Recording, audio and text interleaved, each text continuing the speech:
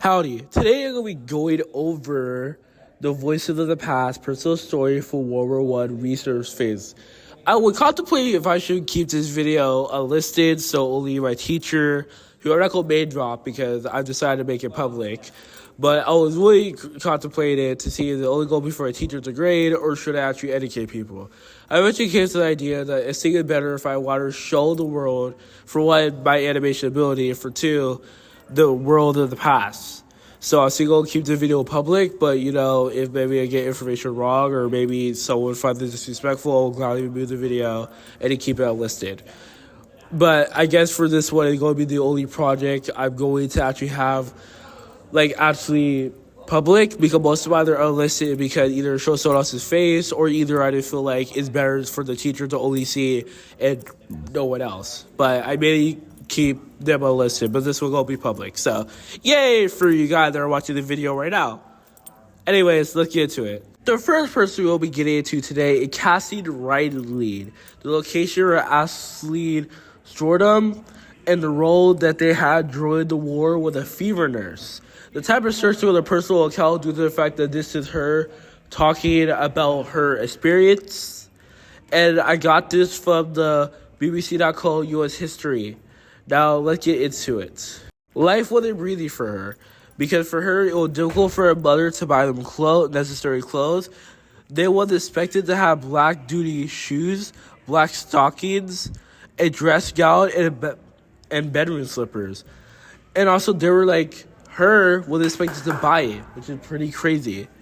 Now, another problem was there were no air raid shelter for either patients or staff.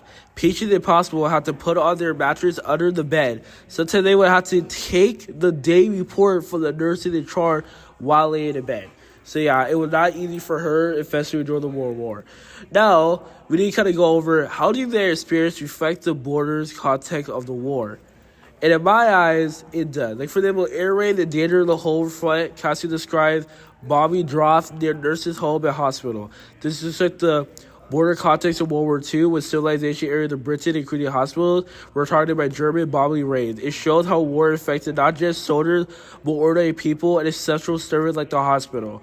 And also, I feel like it doesn't take a rocket science to figure this out, but if you're during the war and there are millions of people getting injured a day and they're trying to help people, it's kind of overwhelming if you get more and more people getting sick. It's kind of counterproductive, right? I mean, maybe in hindsight, business would be, but in this situation, it wasn't. It wasn't good for them. So that is Cassie. Well, let's get into more. Now, short of the trick differently, Cassie said that the difficulty of her mother had buying her required clothes in the strict war nursing homes and on the wards. Disrespect to wartime, racialized social discipline, and the need for order during a time of crisis, which was uncommon across Britain during war. So, again, this is talking about her buying clothes and how hard that was for her and on the walls. Now, one of the quotes that really stuck with me, because when I read this, there's a quote that just is in my mind that stuck with me. And it goes like this. We were at war with Germany. All the wars had red crosses and a white square background, painted on their outside roof. When I asked why, I was told it was for the enemy plane that this was a hospital. However, it didn't prevent them from dropping two bombs. One outside the back gate and close outside the nurse home. The other one near the orchard. They were probably looking for some mastery ship candle to destroy communication. Now, this is my own reflection about the event. Personally, I feel like this story gives me a good look at how it was to be a nurse in the World War II times. And I really, when I hear about World War II, I always wonder what that perspective is as a nurse. I always, when I was young, I used to always think, okay, there's so many people getting injured. How did the nurses feel? No one taking account of the nurses. And this is a good example right here. It actually really feel bad for Cassie, in my opinion. Because she had to go through all of this while she was trying to become a nurse. And then she couldn't even have enough to afford most of this stuff. That's all I have to say for Cassie writings. Next up is Martin Calloway. The location was Warsaw. The road to the war was a Warsaw ghetto survivor. Now, People heard the word ghetto before, right? And a lot of people use it to describe a place like, oh, this place is ghetto. Let's just say you're going to this hotel and it's a one-star hotel. There's a bunch of cockroaches and there's a bunch of mosquitoes. Or maybe, unfortunately, this sucks, but unfortunately, let's just say there's a bunch of white people that don't understand black people culture and they say, oh, this is so ghetto, this and that. And that word is, I even learned this too in health and wellness, that's a passive-aggressive thing to say. You're being, very, microaggressive. You're pretty much just saying something rude and disrespectful. But actually, the word actually originated from actually a place called the ghetto. And why people describe it as bad is because back in the day, it was bad. Now, the person is Martin Calloway, and this is a Warsaw ghetto survivor in this area. Now, let's go over to exactly what challenge did the person face during World War II, and this is basically the ghetto. But let's explain how it was. So he had to live in the ghetto, and it wasn't easy for him. The electricity would cut off, and there was a piercing darkness at night. The ghetto quickly became overcrowded. There was so much disease, especially tribalism, that sterilization and traffic were the two major causes of death back in the day in the ghetto. Because unfortunately, this is the world we live in, and there's a lot of times where you have to go and there's bad lifestyle versus good lifestyles, and the ghetto wasn't a good place to be. Now, what experience reflect the broader context of this war? That Martin's story showed what a lot of Jewish people went through during World War II. He and his family were forced to live in the Warsaw ghetto where there was hunger, sickness, and danger everywhere. This showed how badly the Nazis treated Jewish people. Another problem he faced and how he reflected when Martin also had to hide and use a fake identity to survive, which was something many others had to do too. Some kind of people like the Dresbinski family risked their lives to help him, showing that even in terrible times there were still people who cared and tried to do the right thing. Now, one of the quotes that stuck with me was, the ghetto quickly became overcrowded. There were much diseases, especially trivisis.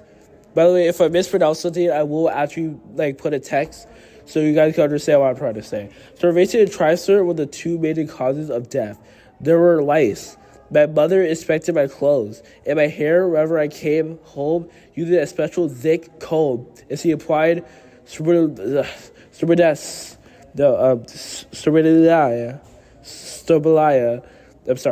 treat the lice. In 1942, at the age of 12, I grew up a bit walking, or rather loitering around the ghetto. The streets were horrendous. I remember the shocking scene of a dead body covered with newspaper lying on the street, as indifferent crowds passed right by the skeleton bodies. Now, again, this is my reflection. Personally, again, the story is sad and tragic, but I actually really love of knowing more about the ghetto. Because, again, in the modern times, hearing the word ghetto had no, history weight to it. You don't know what you're talking about. Don't go be oh, yeah, ghetto? You mean where the Jews was? No. No one said that. They didn't say, oh, they place the ghetto, and then they'd be like, yeah, I agree, or I don't agree with you. But this actually has weight to it. And it kind of reminds me of, in the modern times, how a lot of people had to live in the hood in their experience. It's sort of like that, but back in the day. They're forced into the lifestyle. They had diseases. A lot of people died. And it really shows how neglectful people were towards Jews at the time. And it really makes you feel bad.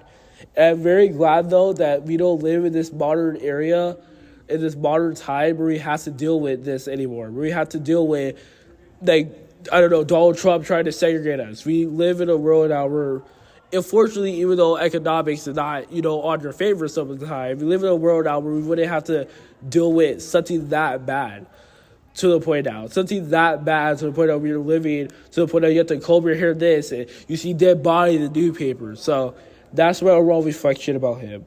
Now, this is the final one. So buckle up. This is the final person I have to talk about for this video. And that is Green and Heifer families. This location is set in Poland. And in this role during the war was enduring forced labor and navigating precision. Now, the type of sources, I think all of them were personal accounts, but I also got this from the U.S. Holocaust Memorial Museum. Now, I was kind of contemplating while we're making this video and what I would do in the prefabs was if I should include them. Mainly due to the fact that we literally had this last person being a Warsaw Ghetto survivor. I decided to include it because I feel like the other story was so different now. Because even though, yes, it took place in the ghetto, this one is more focused on slavery and navigating that and surviving that. And I feel like that makes it super different from living in the ghetto. Not to undermine both of them. They're both pretty tragic. Now, let's get into it. What challenges did they face during the World War I? Well, unfortunately, the family's separation and loss, so the father, brother, and many extended family members were taken away during selection and killed in Troya or during ghetto installations. He never saw them again. Forced labor and starvation. Stora and her aunt were forced to work 12-hour days in a #Percy labor camp, surviving on only 600 calories a day, with a potential risk of death from the needed starvation or deportation. Honestly, do you know, if you put that into perspective, 12 hours a day that's half a day. That's half a day if you think about it. That's literally half a day. Not even a school day or work day is that long. Like, that's where their labor laws now. But that's a long time to be working constantly. 12 hours a day is literally like half of a day. You're spending half of your day just working tirelessly. That is just absolutely crazy, in my opinion. Now, what did they experience reflect on the broader context of the war? The civil penetration of Jews, like many Jews across Nazi-occupied Europe, so their family faced restriction, loss of their business, for organization and life in the ghetto, showing how the Nazi targeted Jewish communities everywhere. Mass murder, family destruction, the killing of Stora and father, brother, grandmother, and Manuel to reflect the widespread genocide of Jewish family during the Holocaust. Now, a important quote is, my mother said, what kept her alive was the wind of luck. Molly hoped to live and raise a family, a Jewish family. She said that she hoped to riches to tell the world what happened and what should never happen to anyone again. And my reflection was, it was dangerous for them to be Jews in the world. Home and business were taken away. But another thing is, again, just how much they have to work. How much they were forced into this.